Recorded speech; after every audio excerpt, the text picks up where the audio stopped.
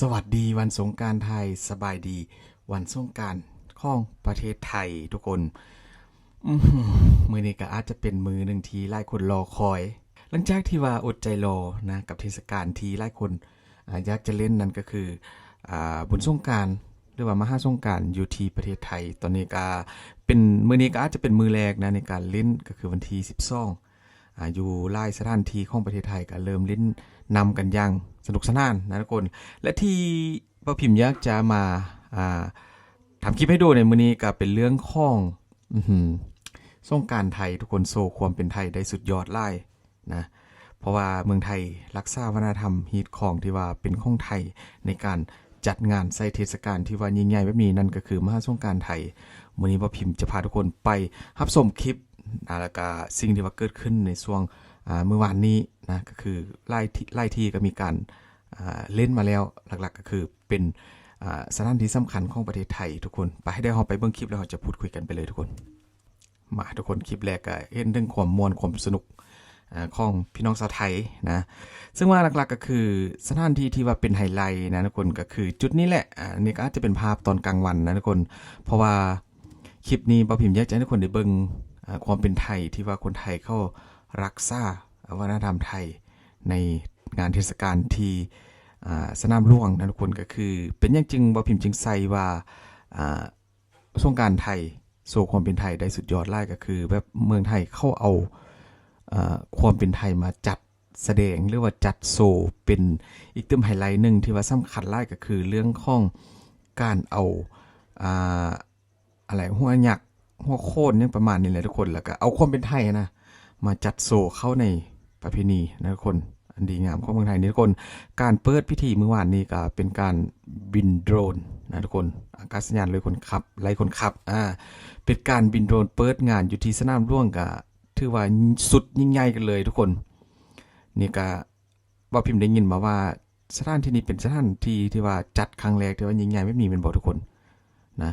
เพราะว่าคนเยอะมากทุกคนไล่คนก็จับมือถือขึ้นมาเพื่อจะเกียมบันทึกภาพ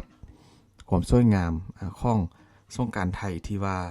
มีการโชว์เปิดงานโดยอากาศยานไล่คนขับนั่นก็คือโดรนนะทุกคนก็ถือว่าหลักๆเมืองไทยก็เน้นเทคโนโลยีในการเข้าช่วยในหลายๆอย่างเกี่ยวกับเทศกาลทุกคนนี่อันนี้ก็เป็นรูปว่าผมไม่แน่ใจว่าเป็นรูปยันไทยหรือเปล่าทุกคนหรือว่าเป็นลายไทยอย่างจากอย่างนี่แหละประมาณนี้เพราะว่าเบิ้งแล้วก็รู้สึกว่างามหลายทุกคนการบินโดรนข่มโดรนของพี่น้องชาวไทยต่อมาทุกคนต่อมานี่ก็จะเป็นสร้างเรียกว่าเป็นยักษ์แล้วก็ขี่รถตุกๆไทยนั่นเองทุกคนแล้วก็ซีดนำโดยปืนซีดนำนั่นแหละนะเหมือนกับเสื้อเห็นเทิงวัฒนธรรมไทยที่ว่าบวกเข้ากับเทศกาลสงกรานต์ให้เข้ากันได้อย่างลงตัวทุกคนนี่บรรยากาศตอนค่ำตอนคืนนู่นก็ถือว่าน่าเข้าไปลิ้นมากนะน่าเดินมากเพราะว่าผมสังเกตว่าปีนี้เมืองไทยจะเน้นการจัดงานตอนค่ำเยอะนะทุกคนเพราะว่าตอนกลางวันก็หลายคนก็อาจจะบ่ว่างก็มีหรือว่าอากาศมันร้อนนะทุกคนเพราะว่าปีนี้ก็รู้สึกว่าเริ่มจัดเทศกาลไปตอนค่ำไล่ทุกคนนี่เอารูปปั้นที่ว่าเป็นอันหนุมานเป็นหลายๆอย่างทุกคนนี่พญานาคพญาครุฑนี่แหละคือโซ่ความเป็นไทยได้สุดยอดไล่นะทุกคนนี่ยิงธนูกินนารีบอกเมื่อกี้นะทุกคนนี่ก็อยู่ที่สถานที่ตึกสร้างทุกคนกรุงเทพมหานครก็ถือว่ามีการจัดคอนเสิร์ตงานคอนเสิร์ตขึ้นมาให้กับพี่น้องชาวไทยได้ม่วนได้สนุกกันทุกคนแล้วก็หลักๆที่คาดว่าใดในเรื่องสงกรานต์ก็คือเรื่องน้ำทุกคนระบบน้ำปีนี้มีหลายที่เข้าแจ้งมาว่าบ่ต้องเป็นห่วงถ้าว่าคนไทยชาวต่างชาติอยากจะไปเที่ยวจุดได้ก็ถือว่าระบบน้ำที่ว่าจัดมาดีกันเลยนะน้ำบ่มีคาดหรือว่ามีน้ำให้ลิ้นตลอดทั้งงานนั่นแหละอันนี้ก็เป็นอีกตัวไฮไลท์นึงทุกคนอยู่ที่ถนนแห่งนี้นะจุดนี้เขาบอกว่าได้ซื้อบัตรเข้าบริคนประมาณสัก600-700 บาทนี่แหละแต่ว่าบ่ได้รวมโต๊ะกับเครื่องดื่มนะตามที่พ่อพิมพ์ได้ไปอ่านข้อมูลมาทุกคนมีแค่ค่าบัตรเข้าคนละ600-700นี่แหละก็ถือว่าเป็นสถานที่นึงที่ว่าเป็นไฮไลท์อยู่ในกรุงเทพที่จัดขึ้นมาแล้วก็รู้สึกว่านักท่องเที่ยวแล้วก็ชาวไทยเต็มกันเลยนะทุกคนนี่คือสิ่งที่หลายประเทศคนทั่วโลกอยากแห่กันมาในช่วงฤดูร้อนของประเทศไทยนะทุกคนก็ถือว่าการจัดก็ ทึกมือเดียวกับบานของว่าพิมพ์นะคนอยู่เมืองลาวก็จัดพร้อมกันเลยนะเพียงแค่ว่าเมืองลาวก็คือใส่คำว่าสบายดีปีใหม่หรือว่าปีใหม่ลาวแต่ว่าเมืองไทยเรียกว่าสงกรานต์แต่ว่าคนสมัยใหม่เดี๋ยวนี้อยู่บ้านว่าพิมพ์ก็เรียกว่าสงกรานต์คือกันนั่นแหละทุกคนนี่อันนี้ก็เป็นเวทีขนาดยักษ์ที่ว่ามีเขาเอ่ยว่านกอะไรนะที่เป็นเรื่องของนิยายจากอย่างเลยทุกคนที่ว่าเป็นเวทีนกบินอยู่ข้างบนนั่นนี่ว่าพิมพ์จำซื้อบ่ได้เลยทุกคนคือนกอะไรวะลืมละถือว่าการเปิดงานหลักๆก็คือจะเน้นการจุดพลุจุดพลุหลายร้อยดอกหลายพันดอกกันเลยทุกคนแตกขึ้นบนท้องฟ้าประกาศขึ้นว่าสงกรานต์ไทยเริ่มต้นขึ้นแล้วนะคนแน่นเลยทุกคนสถานที่นี้ก็คือเปิดไปแล้วเมื่อคืนนี้นะมือแรกอะหลายคนก็ได้ไปก็บอกเป็นเสียงเดียวกันว่าโอ้โหเพียงแค่วันแรกก็เดือดกันขนาดนี้นะกับซาดนำหรือว่าซาดลางแคนใส่คำแบบอันโทษนิดนึงทุกคนเพราะว่าเมืองไทยก็จัดมาหลังจากโควิดมาก็บูมมาตลอดกันเลยนะทุกคนนี่โอ้โหจุดพลุแบบสุดยิ่งใหญ่เลยทุกคนคนแน่นแห่งนะทุกคนอันนี้สถานที่นี้ว่ามีการจัดครั้งแรกเขาเอิ้นสยามมหาสงกรานต์จากอย่างนี่แหละงานใหญ่แห่งทุกคนโน่นข้างบนนี่คนไล่แห่งทุกคนจะสังเกตไว้เห็นสาวต่างชาติเยอะนะคนจุดนี้ที่ว่าพิมพ์ได้ไปสังเกตคลิปมาเองก่อนที่ว่าจะเลือกมาให้คนในเบิงสาวต่างชาติคนไทย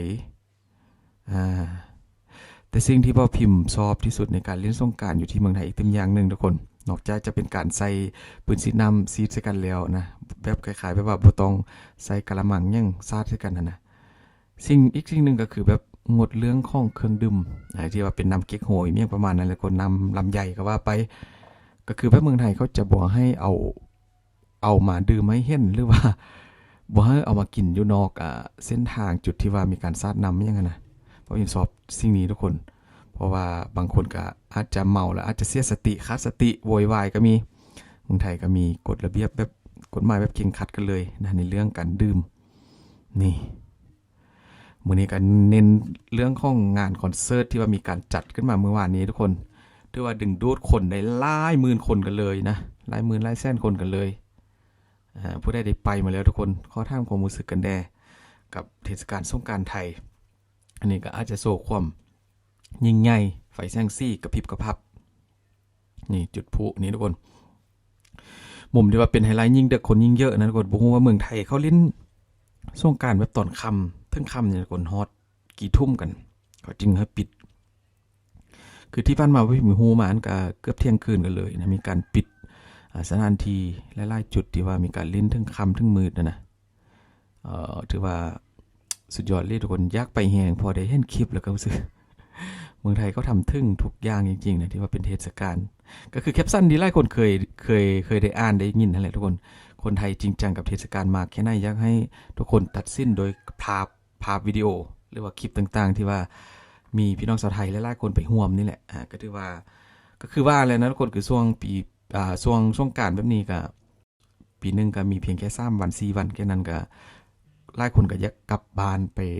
5ครอบครัวแล้วก็เล่นให้มันเต็มที่นะทุกคนนี่โชว์ความเป็นไทยปิดท้ายทุกคนมีทั้งเวทีมวยไทยคอนเสิร์ตนี่ทุกคนหัวข้องอันยักษ์รูปปั้นยักษ์ที่ว่าเป็นนวนิยายสมัยของเมืองไทยก็มีการจัดขึ้นโชว์อยู่บนเวทีนะทุกคนอยู่ที่สนามหลวงนี่สวยมากทุกคน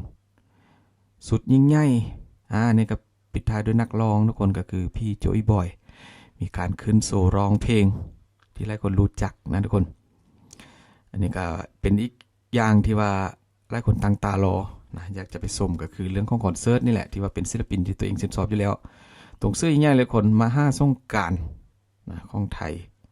จัดใดสมเกียรติสมศักดิ์ศรีกับคำว่าสงกรานต์หลายๆทุกคนเผยแพร่วัฒนธรรมไทยอยู่ที่สถานที่สำคัญนั่นก็คือสนามหลวงของประเทศไทยนั่นเองคนเยอะมากทุกคนโอ้ my god นะพ่อพิมพ์ก็ต้องข้อชื่นชมจริงๆทุกคนนะกับการจัดงานแต่ละครั้งของเมืองไทยก็ถือว่าทำถึงจริงๆทุกอย่างก็ใส่งบมหาศาลแต่ว่าผลตอบแทนออกมาก็ถือว่าคุ้มค่าหลายเพราะว่าเป็นการโปรโมทที่ว่าดึงเอานักท่องเที่ยวในอนาคตจากชาวต่างชาติมาเที่ยวประเทศไทย ได้จำนวนมหาศาลแน่นอนทุกคนเพราะว่าผู้ได้เห็นคลิปเห็นวิดีโอตามสื่อโซเชียลต่างๆแล้วก็โดยเฉพาะก็เป็นฝรั่งนั่นแหละนะเข้ายากมา 100% ว่าฝรั่งก็มักเล่นน้ำสอบเล่นน้ำอยู่แล้วพอมาเห็นแบบนี้ก็ยิ่งยากใจให้เข้ามาอีกนะทุกคนขอบคุณหลายๆทุกคนปีใหม่ฟ้าใหม่ก็ขอให้ทุกคนสุขภาพร่างกายแข็งแรงนะสงกรานต์ไทยก็ขอให้ทุกคนปังๆรวยๆลิ้นยังมีสติดื่มยังมีสติทุกคนดื่มพอประมาณให้กลับถึงบ้านไปถึงครอบครัวนะทุกคนรักษาสุขภาพกันเด้อปีใหม่ฟ้าใหม่ทุกคนเจอกันคลิปหน้าขอบคุณหลายๆ